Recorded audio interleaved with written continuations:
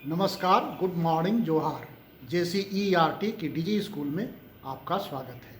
आज बदला बसेरा पाठ पर बातचीत के दौरान चर्चा के मुख्य बिंदु होंगे गाँवों के सरल, सहज और कलात्मक जीवन शैली, बड़े बांधों या औद्योगिकरण के कारण लोगों को गाँवों से पलायन होने पर मजबूर होना और ऐसे व्यक्तियों का बड़े शहरों में संघर्षपूर्ण जीवन। इन सभी बातों पर चर्चा करेंगे और हम जानेंगे कि कैसे कोई परिवार जब मजबूरी में अपने गांव को, अपने गांव के घर को छोड़ के शहरों में जाता है तो वहाँ की चकाचौंध भरी दुनिया में उसकी अपनी ज़िंदगी कैसी होती है, किस संघर्ष के साथ वह रहता है, अपने बच्चों का लालन पालन करता है, उनके बच्चों की पढ़ाई का क्या होता है। आज हम मुख्य रूप से इन्हीं बातों पर चर्चा करेंगे। तो चलिए शामिल होते हैं आज के डीजी क्लास में।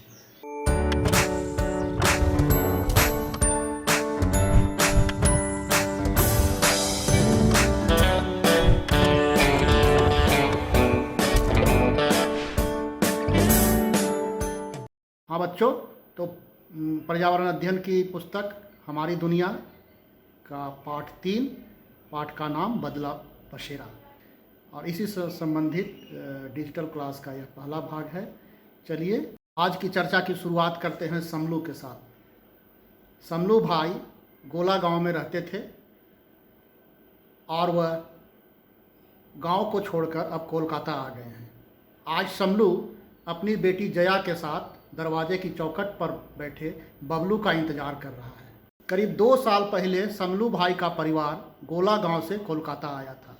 कोलकाता में अपने एक नज़दीकी रिश्तेदार की मदद से उन्होंने मछली के जाल पकड़ने का, जाल को मरम्मत करने का काम शुरू किया। उस काम से उन्हें जो थोड़ी बहुत आमदनी होती थी उससे वो अपना परिवार चलाने का प्रयास करते थे। उसी आमदनी से उन्हें घर का किराया, खाना, दवा, यहाँ तक कि वहाँ तो पानी भी खरीदना पड़ता था। ये सारे खर्चा वो अपने एक कमाई से पूरी करने में असमर्थ महसूस कर रहे थे। मजबूरी में बबलू को भी काम करना पड़ा। बबलू मछली मंडी में सुबह 4 बजे से 7 बजे तक काम करता। मछली की सफाई करना और बड़ी छोटी मछलियों को छांटना उसका काम था। उसके बाद वह घर आता, थोड़ी देर आराम करने के बाद फिर से वह शाम में सब्जी मंडी में जाकर घूमता और वहाँ पर कुछ कमाने का प्रयास करता। कभी रेलवे स्टेशन जाकर खाली बोतलें ढूंढकर चुनता और कबाड़ी वाले को बेचता। इसी तरह से जैसे तैसे उसकी ज़िंदगी कट रही थी। अब तो रात भी हो चुकी है, बबलू अभी तक घर नहीं लौटा है। उधर जया खिड़की से पड़ोसी के घर की टेलीविज़न को देख रही है, परंतु समलू को टेलीविज़न देखने में मन नहीं लगता है। अब बबलू घर आ गया है। बबलू को इतनी मेहनत करते देख समलू भाई को बहुत दुख होता है, लेकिन वह करे तो क्या करे। जैसे शाम ढल रहा है, समलू को अपने गांव की याद और भी ज़्यादा सता रही है। वह अपने गांव के खुशहाल जीवन की यादों में खो जाता है। तो बच्चों, ज़रा सोचिए और बताइए कि समलू भीड़ में रहकर भी अकेला महसूस कर रहा है। क्या कभी आपको भी ऐसा महसूस होता है? यदि हाँ तो बताइए कब और आपको कैसा लगता है। आपको अपनी जगह छोड़ दूर किसी जगह पर रहना कैसा लगता है।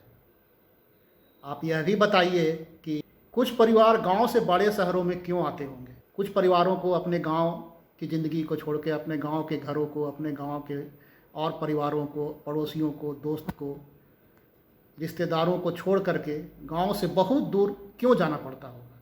उसके क्या क्या कारण हो सकते हैं। क्या आपने भी कुछ ऐसे बच्चों को देखा है जो पढ़ाई के साथ साथ उन्हें काम पर भी जाना पड़ता है? ज़रा सोचिए कि जो बच्चे काम पर जाते हैं वो अपनी पढ़ाई किस तरह से पूरी करते होंगे।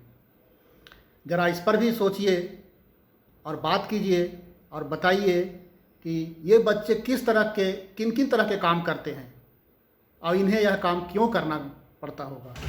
चलिए इन सब बातों पर विचार कीजिए, अपने दोस्तों से बात कीजिए, बड़ों से चर्चा कीजिए और इसके बाद हम लोग जानते हैं कि आखिर समलू को अपना गांव क्यों छोड़ना पड़ा।